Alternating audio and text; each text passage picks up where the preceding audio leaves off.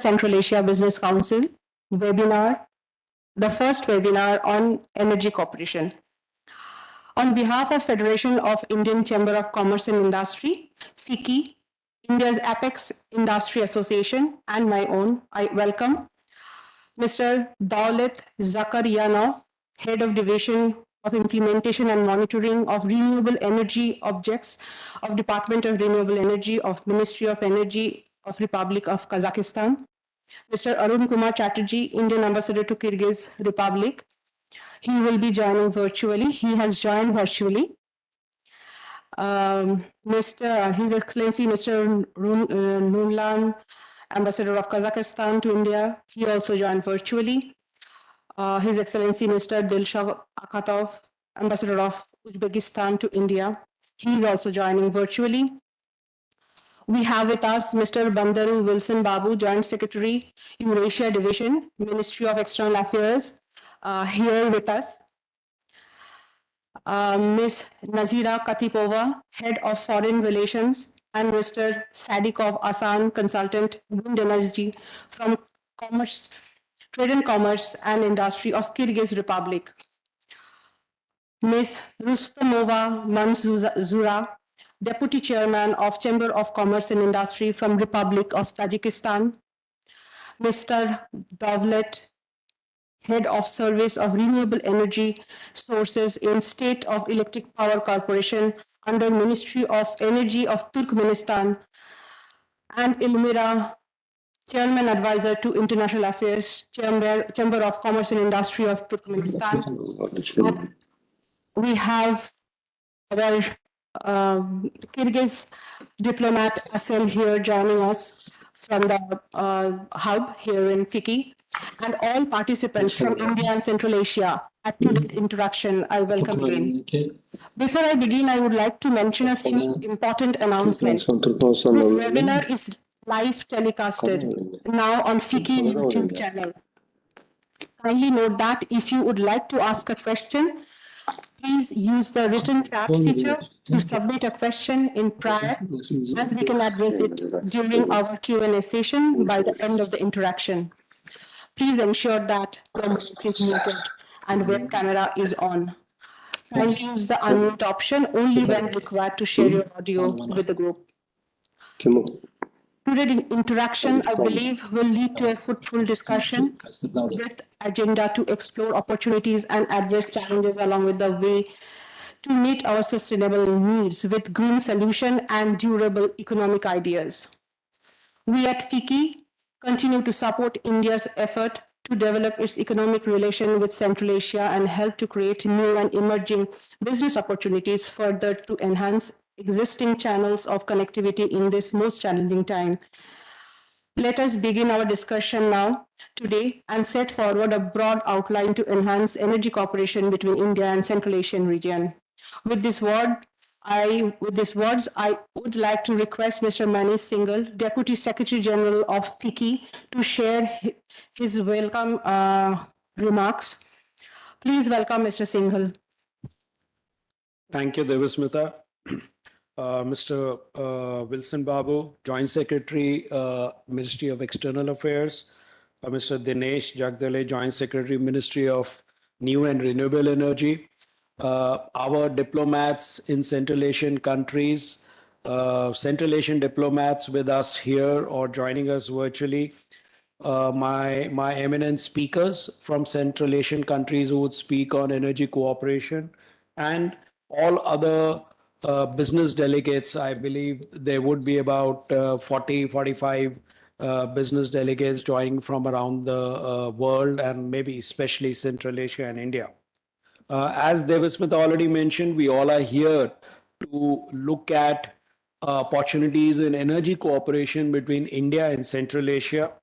FICCI, as India's apex national chamber, we work in 70 sectors of global economy, you name it, and we work, and our international division specifically looks after opportunities with growth and emerging regions like Central Asia and India. So from that point of view, I also welcome and thank all our speakers and diplomats from Kazakhstan, Kyrgyzstan, Tajikistan, Turkmenistan, Uzbekistan, and of course India, who are here to actually share their vision as to what are the opportunities and how we can go about it. Diplomats here can really look at the ground level developments and share some insights. Uh, Needless to say that we would thank Ministry of External Affairs who continuously support and guide us into our relationship with Central Asia. It is very strategic, as very evident from our own Prime Minister who's visited the region a few times, only to mark the importance of the region which is held in India. We are not going by the difference in size of the countries and India. We are only looking at opportunities of cooperating together. We started the India Central Asia Business Council as an outcome of the India Central Asia dialogue at foreign ministers level, which happened in Samarkand on 13 January 2019. And if I recall correctly, somewhere in January or February 2020 was a time when we launched it.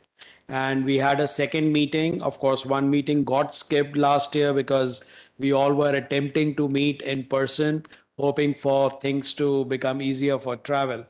But we still thought that the show must go on. And we are meeting today to look at the area of energy cooperation.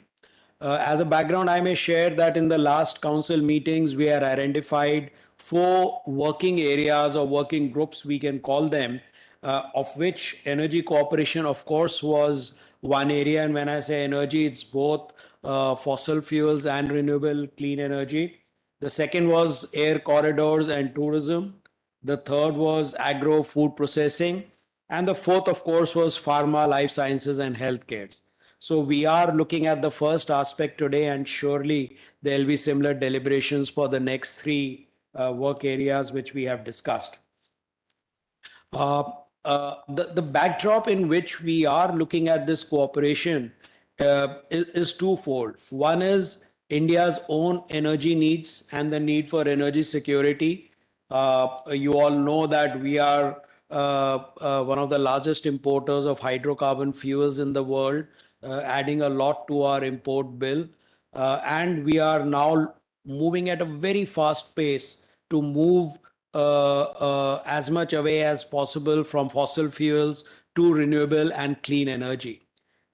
Similarly, when it comes to Central Asia, let me share some facts. Kazakhstan, for example, has coal as a dominant source of energy today. But yes, they are looking at diversifying into renewable. Turkmenistan is 6th largest proven gas deposit in the world, and has recently suggested that they would look at the potential of blue hydrogen going forward, and especially Europe, which is looking at it in a big way, and India is also embarking on a plan to look at blue hydrogen and especially green hydrogen going forward.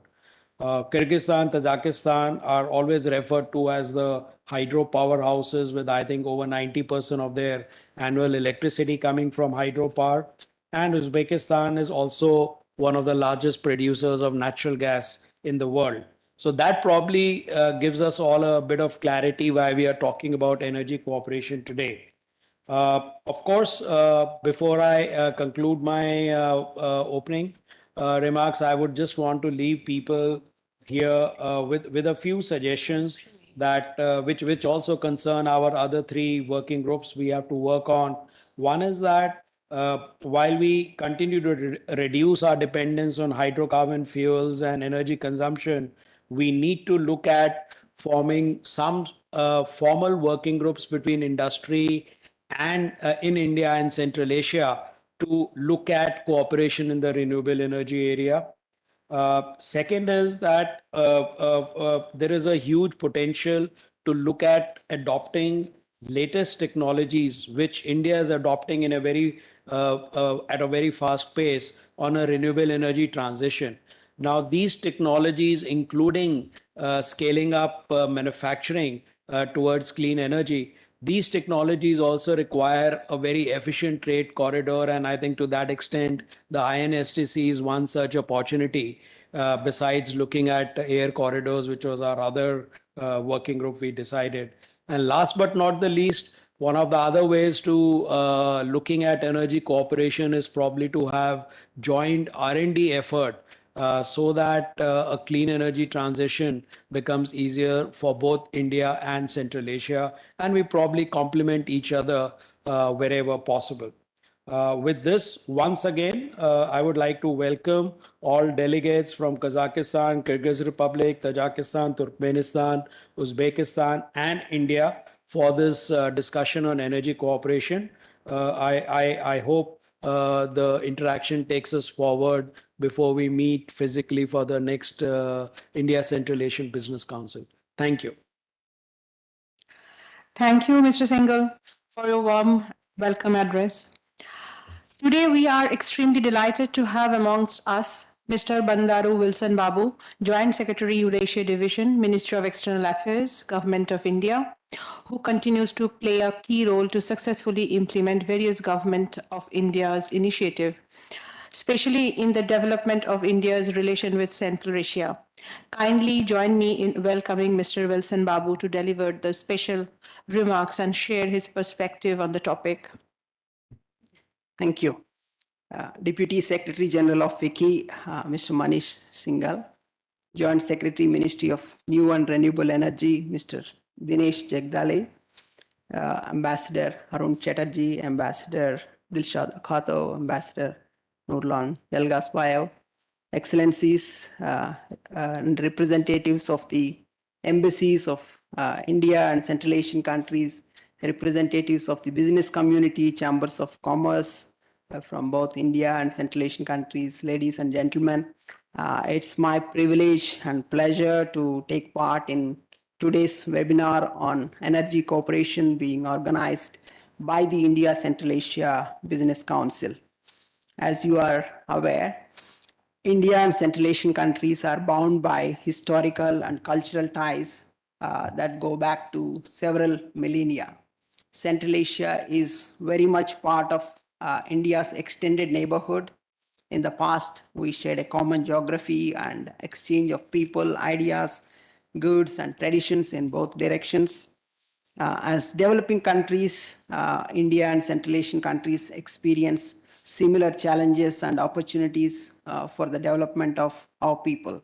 We face common challenges of terrorism, extremism, drug trafficking, etc. in the region, and we share similar views on several regional and international issues of importance.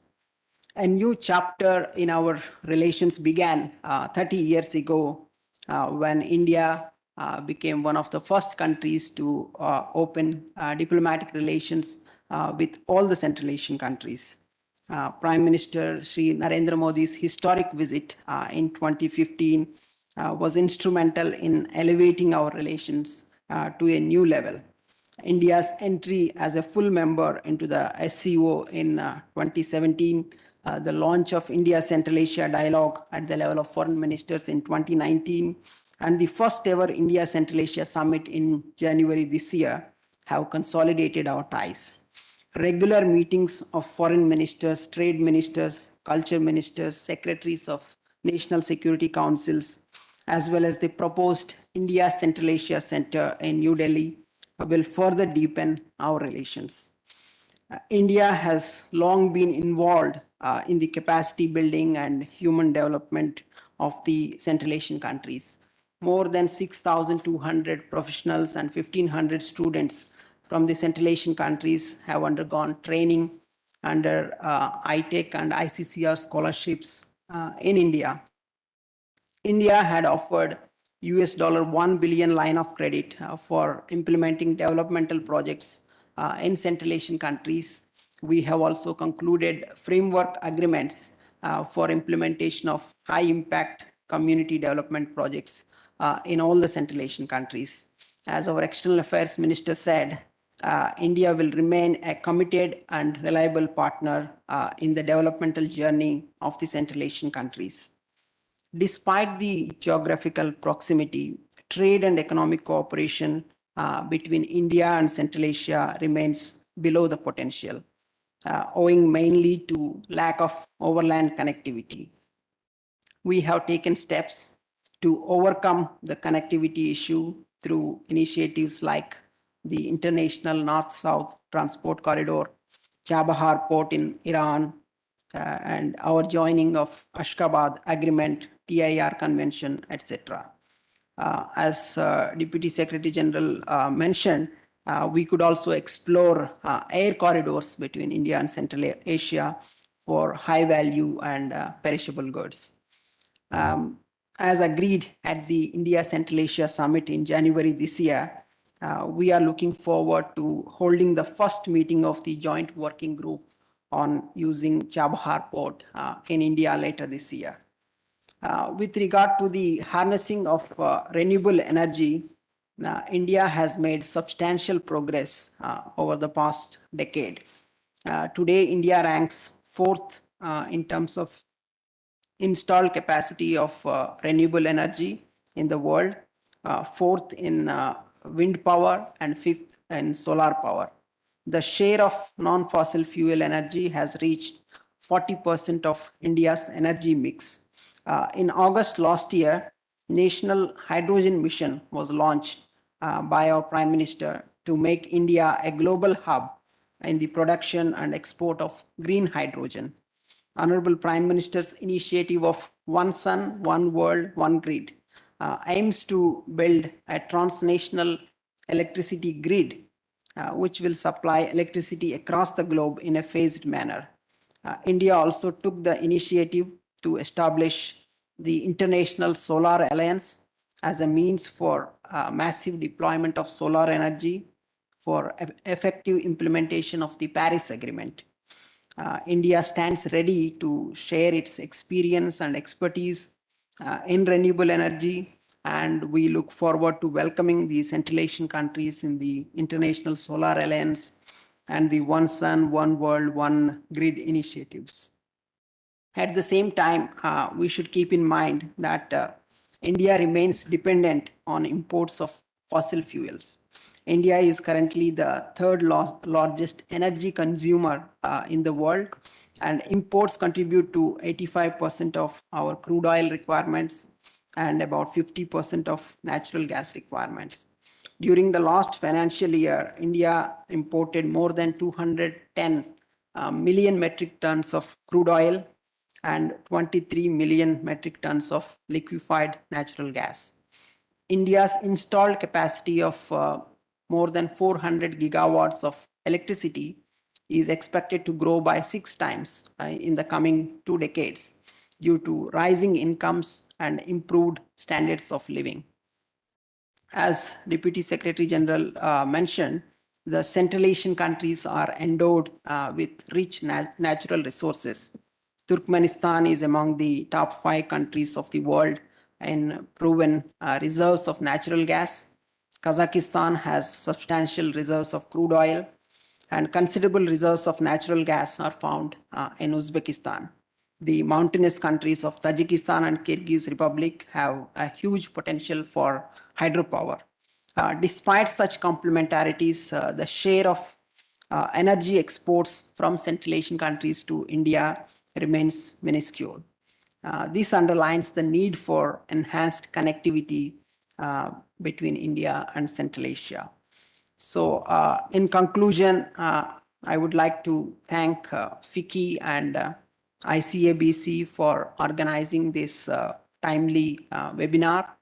I hope that today's discussions will benefit all the stakeholders towards realizing the full potential of India Central Asia partnership, including in the energy field. Thank you. Thank you, Mr. Bandarao Wilson Babu, for your special remarks. Your continuous efforts over the years to deepen India's engagement with Central Asia has witnessed extensive interactions, flagship programs, and milestone achievement between India and Central Asia. Now I take this opportunity to invite Mr. Dinesh Jagdale, Joint Secretary, Ministry of New and Renewable Energy, Government of India. Sri Jagdale is currently serving as Joint Secretary in Ministry of New and Renewable Energy. Prior to joining the ministry, he spent his initial 10 years in career as renewable energy professionals in wind and solar industry, wherein he contributed to the growth of these sectors across multiple states in India. He established and led the growth of a renewable IPP to grow the wind and solar energy sector in India. Now, with great admiration, I welcome our Mr. Dinesh Jagdale to share his perspective on the subject. Thank you. Excellencies, a very good afternoon to all of you. It's my pleasure to be taking part in this India Central Asia Business Council, the webinar which focuses on energy cooperation. And such a pleasure to be amongst all the Central Asian partners, along with my colleague from the Government of India and FICCI. And I'm sure this and our discussion forward will lay some paths for us to carry forward our partnership into the energy sector. Excellencies, I note that with immense pleasure that this establishment of the India Central Asia Business Council, which I really appreciate the initiative, and I'm sure this will take forward the cooperation between India and our Central Asian partner countries. I'm also glad that the series on energy has officially started, providing all of us an opportunity to promote greater business-to-business cooperation amongst our countries.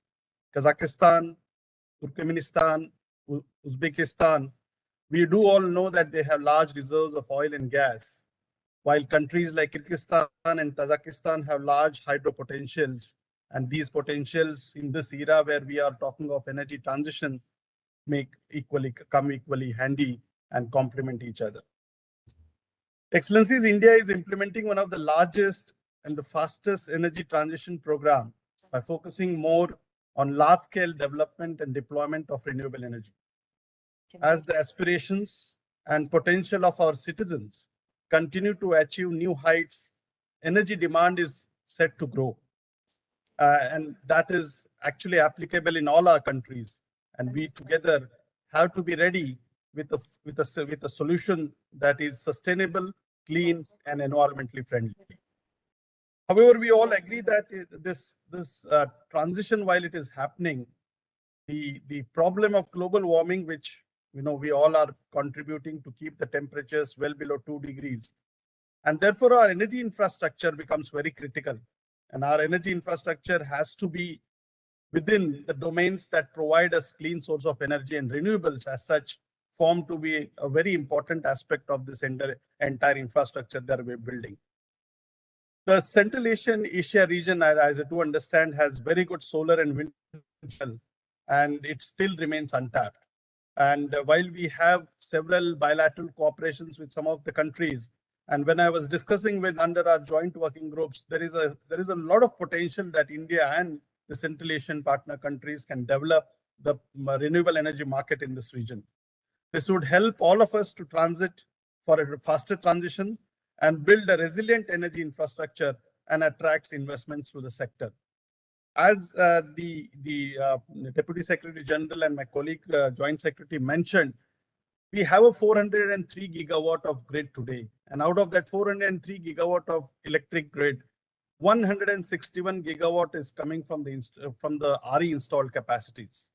Our renewable energy programs started much earlier with focus on wind, which started early in 1990s.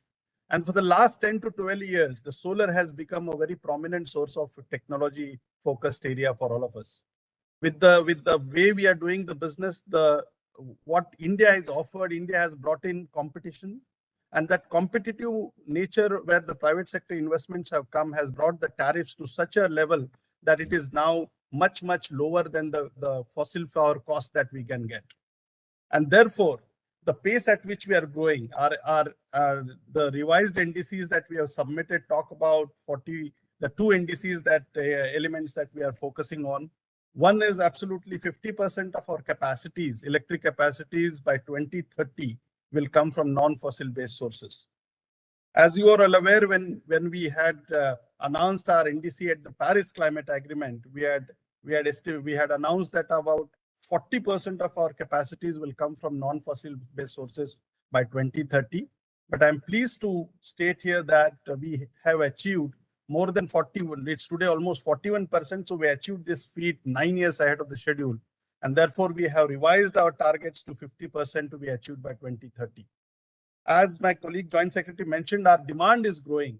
And as our demand grows, it is our responsibility to provide energy at the pace at which it is growing. But the energy has to be clean and green. And therefore, all our schemes and programs that we are building on are focused on green sources of energy.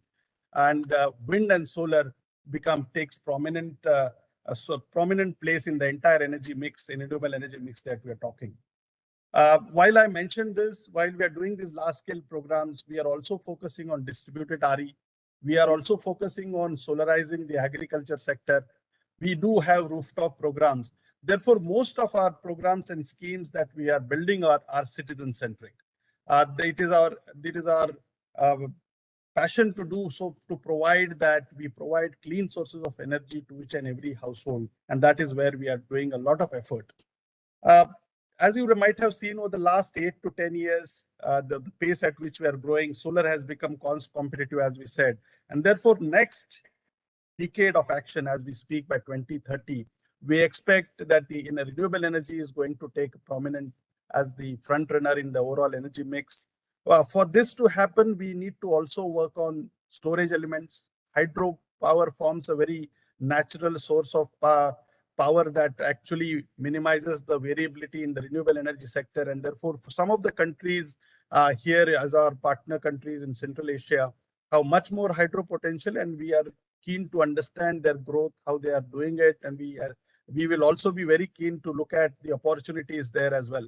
While the opportunities in India, we have gained a lot in terms of the RE experience, and we would be happy to include this as a part of our exchange capacity building programs. And I do, as my colleague mentioned, ITEC programs, we keep on building these capacities. And at this moment, we have a ITEC program going at our National Institute of Solar Energy. So there's a lot to exchange and cooperate between these two, between all our countries as we move forward.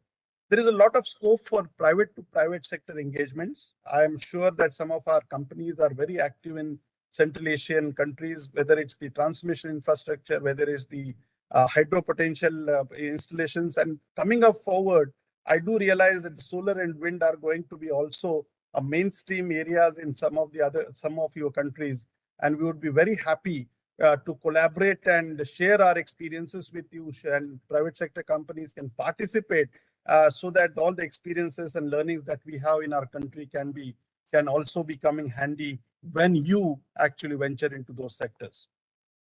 So with this, I think we would look forward to all the deliberations that are coming forward. I'm sure this council would show us the way on taking our energy sector cooperation forward in a concrete and sustained manner, taking into account the key insights of the dignitaries and the representatives of our industry associations who are joined and are joining us here today. And I thank all of you and thank FICCI for organizing this, and I'm keen to listen to the rest of the proceedings that are going forward. Thank you, ladies and gentlemen. Thank you. Thank you, Mr. Jagdale, for sharing your insights and key deliberations to enhance energy relation with the neighboring Central Asian countries. FICCI is fully committed to take this forward and build our economies together. Now I take this opportunity to alphabetically invite representatives from ministries and Chamber of Commerce and Industry of Central Asian countries. First, I'll call on Mr. Dawlet Zakarianov, Head of the Division of Implementation and Monitoring of Renewable Energy Objects of Department of Renewable Energy of Ministry of Energy and Republic of Energy, the Republic of Kazakhstan. I hope you have joined.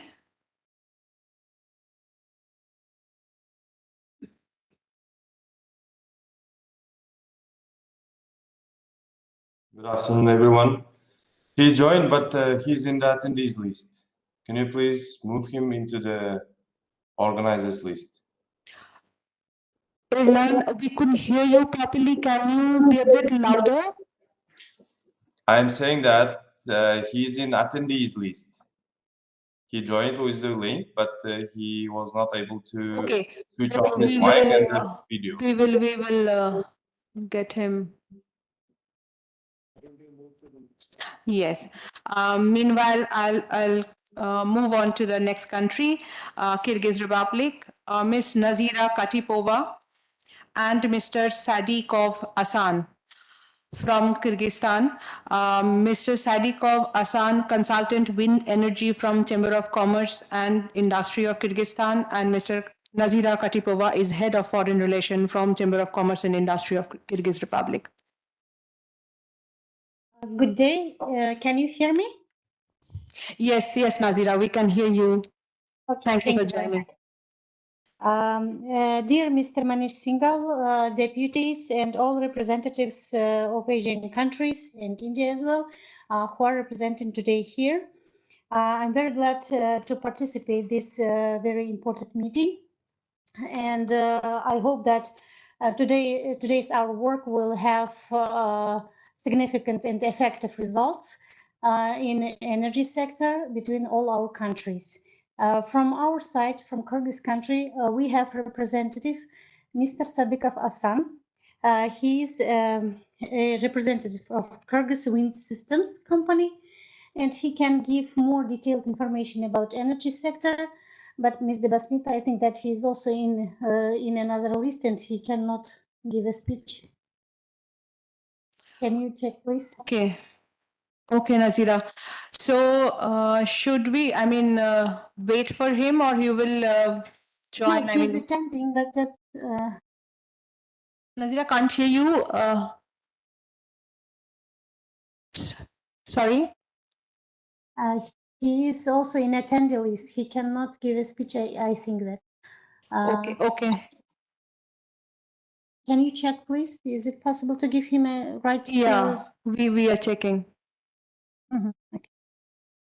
Will it take some time?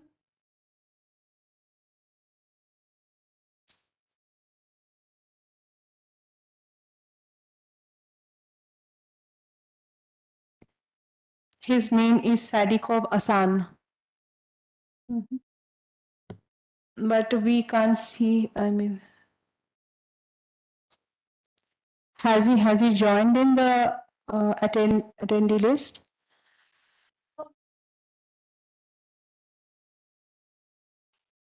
Meanwhile, I can move to the second country. Nazira will come back to you. Mr. Dalit Zakarnanov has joined, I think, Irlan from Kazakhstan. No, he's still in the attendees list. Okay, then let me move to Tajikistan. Mr. Rustomova Manzura Akramovna, Deputy Chairman of Chamber of Commerce and Industry of Republic of Tajikistan. We welcome you to please share your thoughts.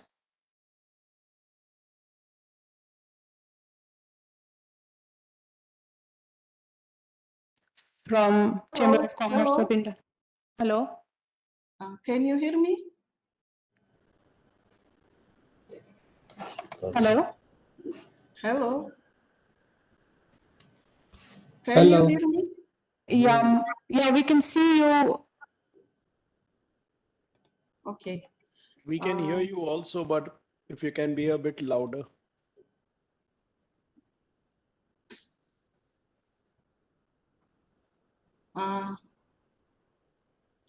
Can you hear me? Yes, we can hear you. Okay, thank you. Thank you, Ms. Chakraborty.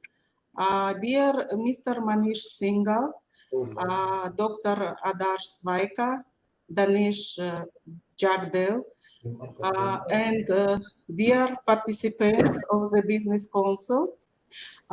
First of all, on behalf of the Chamber of Commerce and Industry of the Republic of Tajikistan.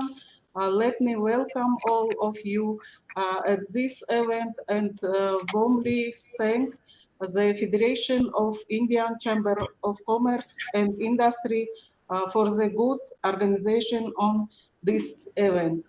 I would like to note immediately that Tajikistan and India are connected by strong ties of brotherly relation with deep historical roots. Dear participants, the topic of this event, energy cooperation, fully corresponds to the realities and requirements of today's rapidly developing world. Everyone knows that energy is the engine of the modern economy and the basis of social well-being. At the same time, it also affects the environmental sustainability pillar of sustainable development, and the international community is making great efforts to transition to a green economy based on greater use of renewable energy sources. Tajikistan, in this regard, has a large potential of such resources, the development of which could make a worthy contribution to the development of the process, both in the national and in the regional and trans-regional context. A key role of this context is assigned to hydropower resources. Voice reserves make the country the 8th largest in the world, and by their specific indicators per unit of territory and per capita respectively, the first and second largest in the world. Policy and practice of the country in the field of water and energy resources, available resources and investment opportunities for their future development, as well as many other materials and information on this topic are widely presented on our memory card, business guide, where you can not only read them, but also get more detailed information and contacts for business relations. This material is posted on the website of the Chamber of Commerce and Industry of the Republic of Tajikistan, is open mode in English. I won't take up much of your time and wanted to point out that in our business guide, you can find information about state and perspective use of hydropower resources and many other information about hydropower resources and hydropower projects in Tajikistan. In the context of this topic, I would also like to note the leading role of Tajikistan in promoting water issues on the global agenda. On the initiative of the President of the Republic of Tajikistan, the leader of the nation, the respected Emomali Rahmon, the UN General Assembly declared the International Year of Freshwater 2003, the International Decade for Action Water for Life 2005 until 2015, the International Year of Water Cooperation 2013, and December 2016, the new International Decade for Action Water for Sustainable Development 2018 until 2028, which certainly creates a solid foundation to help achieve the water-related sustainable development goals. Dear friends, in conclusion, let me once again thank the organizers, and we look forward to seeing you in Tajikistan and the Chamber of Commerce and Industry of the Republic of Tajikistan. Thank you for your attention. Thank you, Manzoora. Now I'll call upon Turkmenistan, Mr. Ala Rov Dovlet. I have seen you join. Mr. Dovlet is from head of the Service of Renewable Energy Sources in the State of Electric Power Corporation under Ministry of Energy of Turkmenistan. We welcome you to share your thoughts, Mr. Dovlet. Dear participants, good afternoon. We appreciate Agronas to take part to this meeting. Let me introduce about myself. My name is Kerim Sapar Muhamedov. I'm the Chief Specialist of Renewable Energy Sources of Ministry of Energy of Turkmenistan. The head of the Service of Renewable Energy Sources, Mr. Davlet, must to leave to immediately work, which he must solve it. So I must introduce about the Turkmenistan. So as the first, I want to say about that as such with the consistent improvement of the social and living conditions of the population, the constructions of energy-intensive industrial facilities in our country, increasing the production of electricity, improving the quality of energy.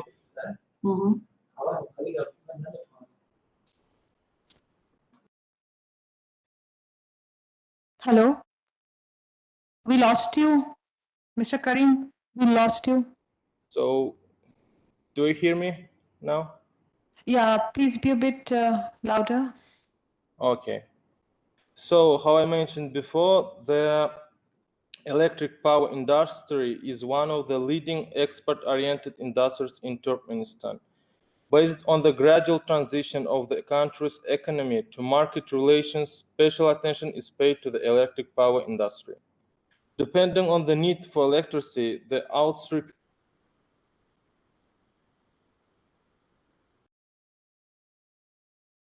growth of the Turkmenistan include the uninterrupted and reliable supply of electricity to residential buildings, industrial buildings and structures, facilities, consumers of the national economy, increasing the export of electricity to neighboring countries.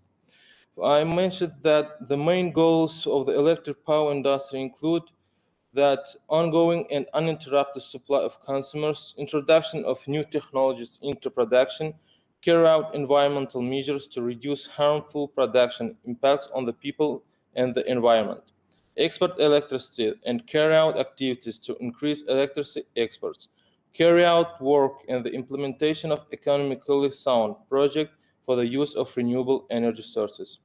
In recent years, gas turbine power plants have replenished the infrastructure of the industry, including those built in Ashgabat, Akhal, Balkan, Lebap, and Dashavuz cities. The first combined cycle power plant in the country was put into operation at the Mari gas turbine power plant.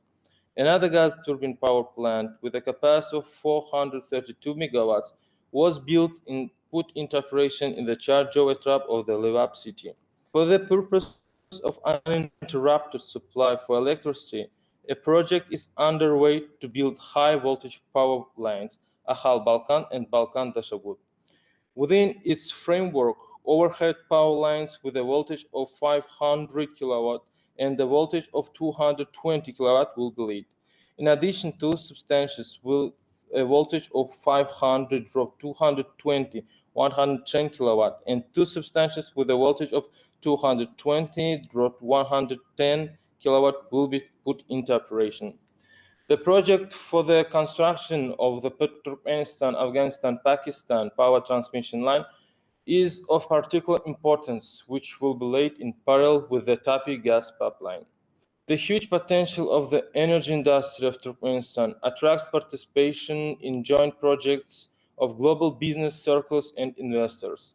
In the field of renewable energy development, design work is being carried out on the construction of a solar and wind power plant with a capacity of 10 megawatt in the Serdar Ertrap of the Balkan city. It is also plans to equip solar photovoltaic panels in remote reaching places and will install border outposts with the photovoltaic panels. Thank you for your attention, and I want to express my gratitude to the organizer for invitation to this meeting. Thank you. Thank you, Mr. Kirim. Now we welcome His Excellency Mr. Dilshad Akhatov, Ambassador of Uzbekistan to India.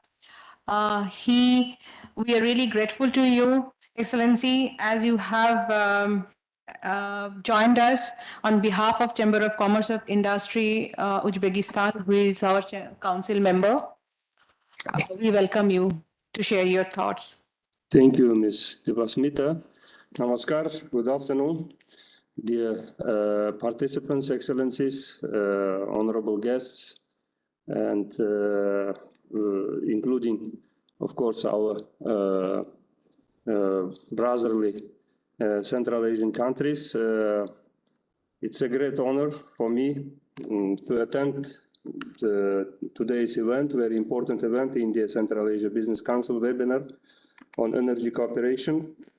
I'm very thankful to the leadership of Federation of Indian Chambers of Commerce and Industry for initiating this event, which will definitely contribute to further strengthening of mutually beneficial cooperation between Central Asian countries and India in the energy area. Dear friends, I would like to inform you that over the past 5 years in the energy sector of Uzbekistan, the processes of transferring the work of the industry in the conditions of market relations, real competition, as well as updating the infrastructure have been intensively going on in order to ensure the growing demand for energy consumption and energy resources of consumers of the Republic. The Minister of Energy of Uzbekistan. Excuse me, Excellency, we can't hear you properly. The voice is not clear.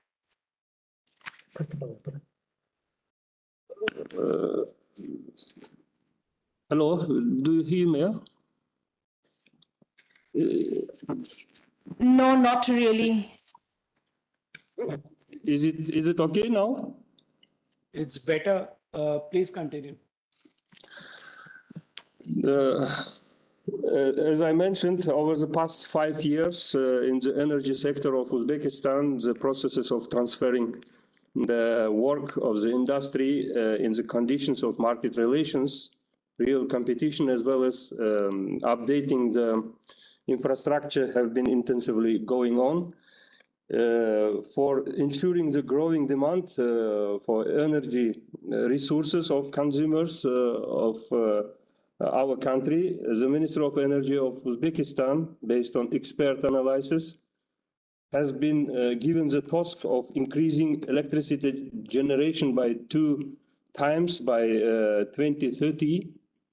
That is up to 135 billion kilowatt hours. The indicators for 2021 for the last year was 71.4 billion kilowatt hours.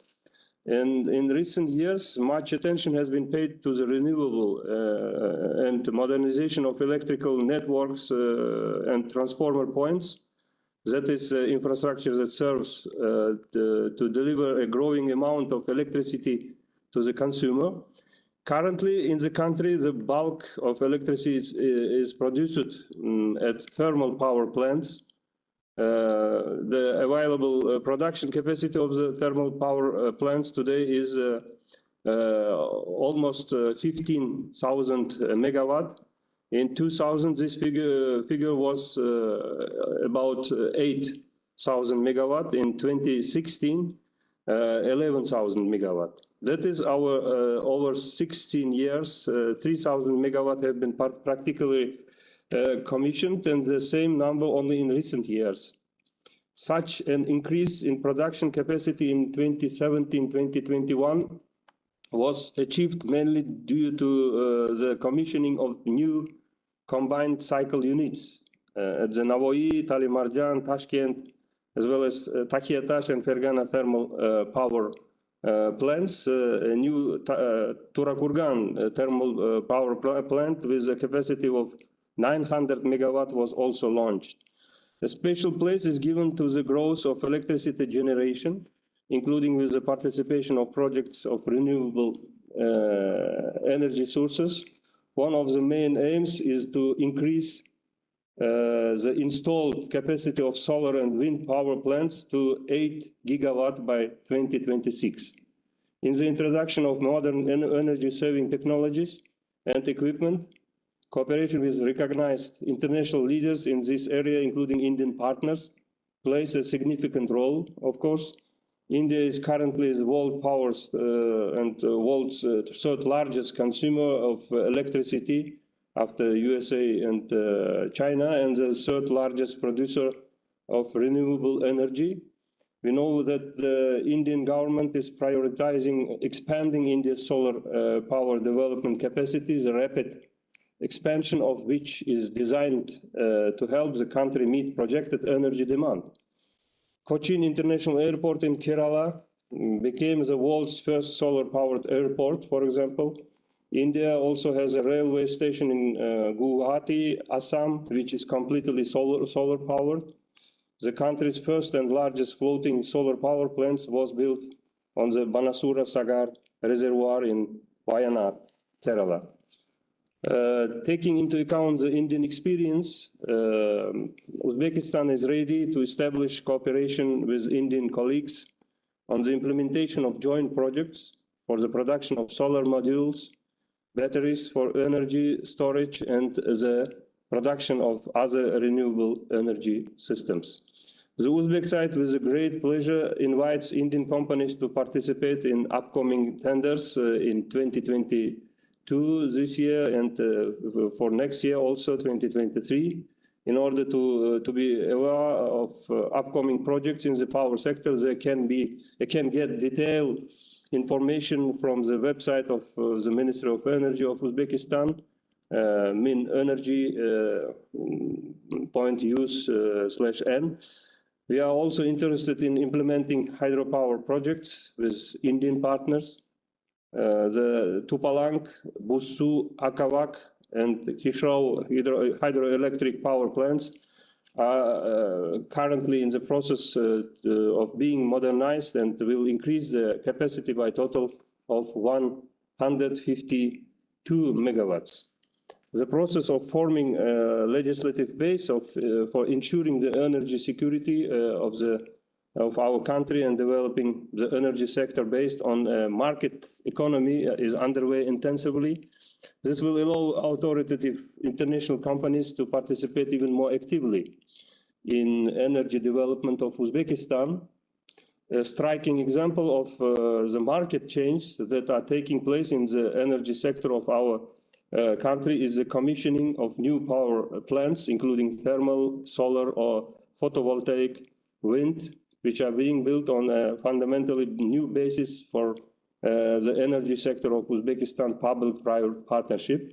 PPP-based projects are carried out on a tender, meaning that competitive market basis, while technical assistance to bring the best international experience in tendering is provided by international financial institutions such as the International Finance Corporation, the Asian Development Bank, and European Bank for Reconstruction and Development. Already today, about 80 investors are participating in energy tenders, which indicates the growing desire of international companies to implement projects in our country. In this regard, we invite Indian businessmen and all representatives of Indian business community to actively participate in tenders held in Uzbekistan in this direction. And dear participants, I am confident that frequent arrangement of such event as today's will give new ideas and concepts for further development of mutually beneficial cooperation between our countries, as well as to find mechanisms for collaborative problem solving in the face of global challenge. I would like to once again to thank the Federation of Indian Chambers of Commerce and Industry, as well as the Ministry of External Affairs, and of course, Ministry of New and Renewable Energy, Government of India, for excellent organization of this platform. Thank you for your attention. Thank you very much. Thank you, Excellency, for your insights. We will work on them. Now I see that Mr. Dawlat from Ministry of Energy of Kazakhstan has joined. If I can request him to briefly share his thoughts. Good evening. Good evening. Do you hear me? No. Yes, we can hear. We can hear you. My name is Saltanat. I'm. Yes. Do you hear me? Yes, we do. My name is Saltanat, and I am expert of Department of Renewable Energy Sources of Ministry Energy of Republic of Kazakhstan. Mr. Davlet, he is my chef, and he has left us. He is on other meeting. Currently in Kazakhstan, in our republic, are operating 142 renewable energy objects with installed capacity 2,332 megawatt. From them, 43 objects is wind power plants, 44 objects is solar power plants, and 40 objects is hydroelectric power plants. Also, 5 objects is bioelectric power plants. Since 218 years, the selection for the implementation of renewable energy projects has been carried out by an auction mechanism. In period from 218 to 221, international auctions in Kazakhstan were held in electronic format with a total capacity of about 1,700 megawatt. In these international auctions took part 20 countries. It's like China, Russia, Turkey, Germany, France, Italy, UK, Netherlands, Malaysia, Spain, and etc. Nowadays, today, Ministry Energy of Republic of Kazakhstan approved the schedule of auction to renewable energy sources, which were held during October and November months this year. And we Kazakh sides we are inviting you Indian sides and the other interested sides to take part in these auctions, during which will be held during October and November months. And that's all. Thank you for your attention. Thank you, madam. Thank you for sharing your ideas and thoughts. So with this, we come to an end of the brainstorming session. Various ideas and different perspectives were discussed today that will set the engagements forward in this sector. Now, with the session coming to an end, I request all participants to share their queries in the chat box, to raise hand or put forth the question in the esteemed speakers. If anybody is interested in putting a query,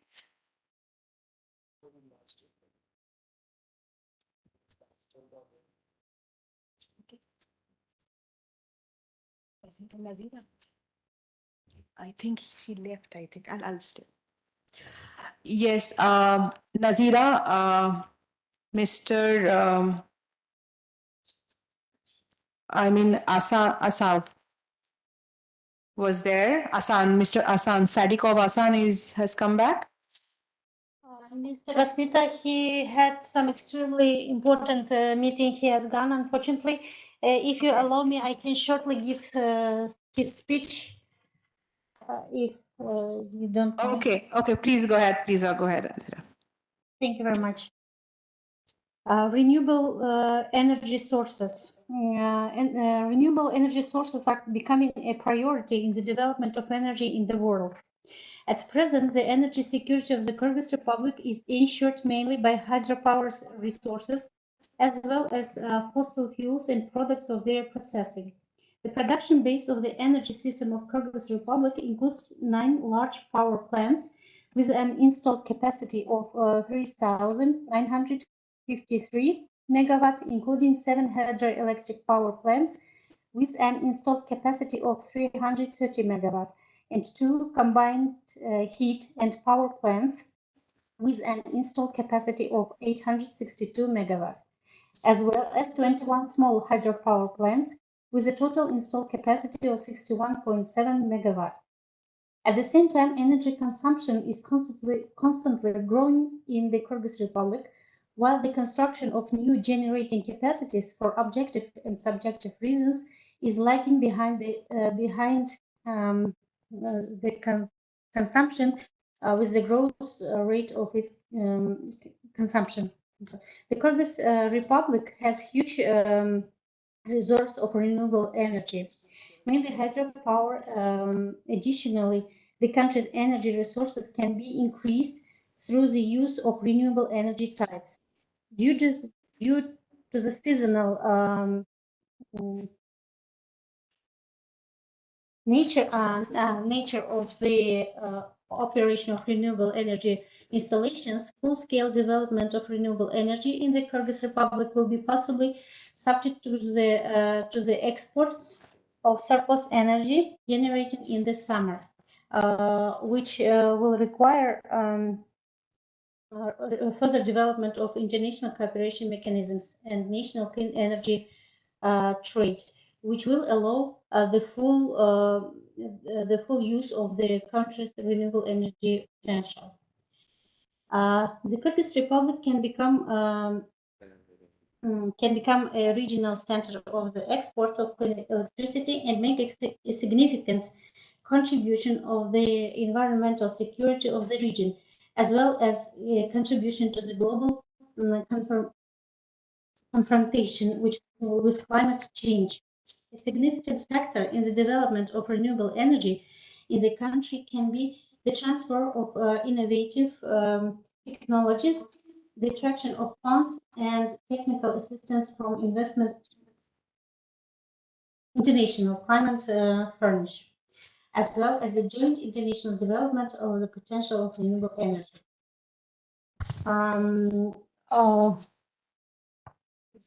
Since the main tasks of the energy sector are to ensure a reliable, safe, and uninterrupted supply of electricity and to improve of the quality of the services provided to all consumers, it is necessary to create an attractive investment climate and conditions for investors by adopting the necessary regulatory and legal framework, simplifying the procedures for obtaining design and construction permits, as well as through market promotion, creation of financial mechanisms, and training of professional human resources for the installation and operation of renewable energy devices, creation of a competitive environment, and formation of an energy market, encouraging the development of the private sector,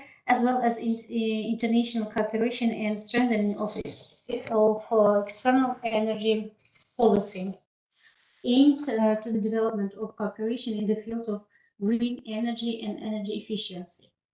Also, the task of the state is to study the energy potential of small and medium-sized water sources for the construction of small hydropower plants, the potential of renewable energy resources, and determine the most favorable basis for their use.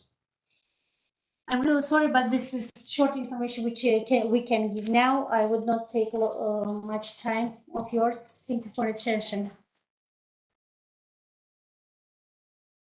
Thank you, Nazira, for sharing his thoughts. And with this, then all the 5 chambers, apart from our chamber, we have all, spoken and shared our thoughts. Now, I would like to invite if ambassadors or excellencies wants to add any other points, because I see there's no question in the chat box. Is there any, Anita? There are no further questions. Okay, then I'll proceed and request Mr.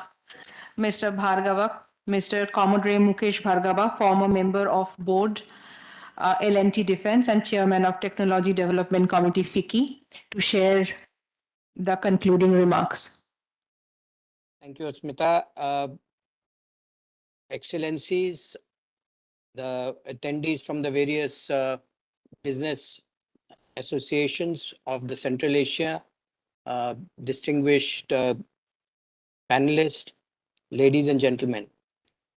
I think we had a very elaborate discussion on the possibility of energy cooperation between India and the Central Asian republics.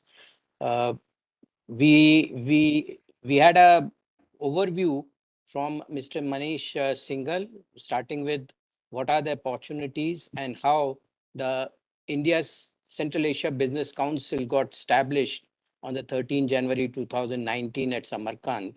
He also spoke about the 4 working groups and energy being one of them, catering for both fossil as well as renewable between India and the Central Asian republics.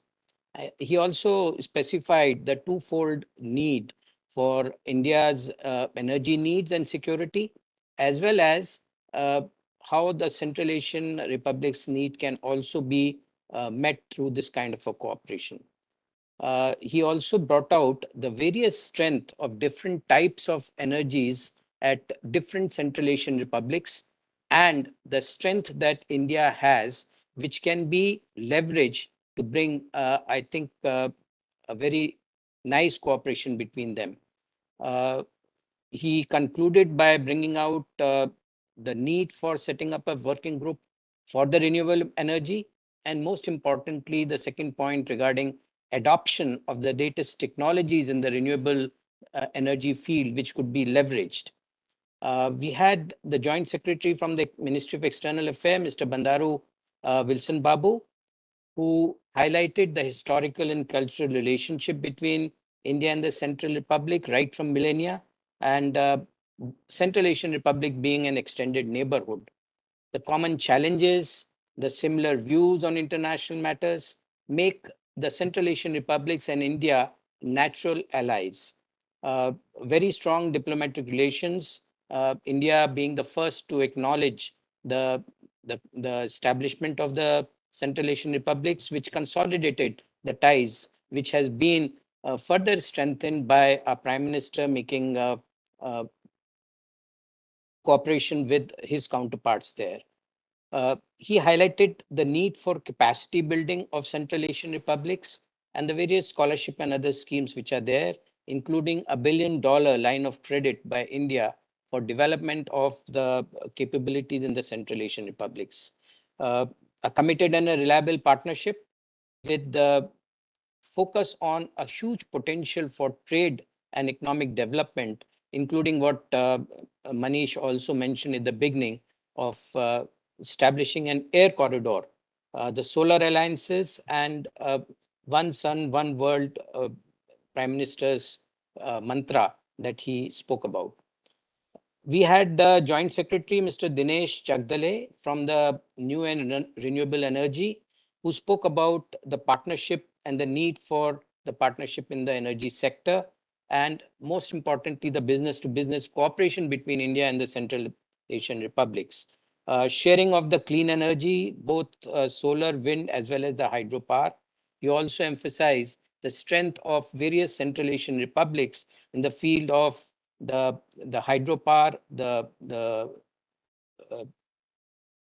wind power and the solar power, which can be a good cooperation, setting up a resilient energy sector in the wind and the solar power. By India has already resolved by 2030 to have 50% of our energy need being made from the RE, which was a commitment given as a follow-up of the commitment given by the government at this COP26. We started also listening to the various business councils and the representative from the government of the Central Asian republics. I'll not go through each one of them, but what came out was the highlight of the various republics in terms of their strengths, which brings out a platform which FICCI is taking it forward and compliments to them for taking it forward to create this kind of a platform where we can bring the strength of the Central Asian republics to the benefit of India, where we have the biggest power bill, biggest foreign exchange bill is in terms of the energy, which can be, while India is looking for promoting the renewable, but the fossil energy would still need a major foreign exchange outgo for us, where cooperation with the Central Asian republics can benefit India. As far as the Central Asian republics are concerned, I think they can hugely benefit from the technology development that India has done in terms of the renewable energy, and also bring those technologies available at business-to-business cooperation with platforms like FICCI and the business councils of various Central Asian republics coming together to take this initiative forward. I would also like to thank Ambassador, His Excellency, Ambassador of Uzbekistan, who really brought out the strength of the cooperation between India and the Central Asian Republic. And he also brought out how the 5 years, the infrastructure and the creation has been on the upswing there, meeting the growing demand for the consumption. And he also highlighted the cost of energy being almost doubled. And likewise, between 17 and 21, the focus on the renewable energy has generated almost 15,000 megawatt power. He is looking for joint projects on solar, battery, and other renewable energy solutions, and also through the PPP projects. So I think His Excellency also brought out a platform where India and the Central Asian Republic business councils, India through FICCI, and the business councils from the CA countries can really cooperate to take this kind of an energy webinar to the next platform, where we can see a fruition of the cooperation between this energy sector going forward. Thank you, Excellencies, ladies and gentlemen. Over to you, Bishmita. Thank you, Mr. Bhargava. This was really, I mean, you highlighted all the points discussed, and this will really help us to put the content all together. And now I would like to really thank once again everyone for joining this from across the 5 countries, the Indian participants, everyone, and making this a success. And I mean, everyone shared comprehensively, and encouraging thoughts that has come. We will all put them together and take it forward. Thank you. Namaste. Thank you. Namaste. Excuse me, if Thank you allow you. me, just one question, small request. Yeah, done, please. Yeah, please, for the future references, please, could you please inform at least 2 weeks in advance about the event or about the webinar is coming? Because frankly speaking, we didn't have enough time to agree the candidacies from our headquarters and from other agencies and the companies. So we can, if you give us some time in advance, we can invite more business community to make up some time. Well, sorry, Alan, well noted. We are trying to do this. If you remember, we have been doing this exercise to put all the 6 chambers together since June. And it is not really easy. We just got confirmation from, the basic first few ministries confirmations are very important. So when the day we got, it was just 3 days last week. So we will keep this in mind, and thank you. Thank you for your point. Anyway, yeah, thank you so much for arranging this event. On behalf of the embassy, I would like to express our gratitude and this big appreciation for you, for the FICI team, for all your efforts. Thank you so much. See you soon. Thank you. Thank you, Debsmita. Thank you, Manish. Bye-bye. Thank you so much. Goodbye.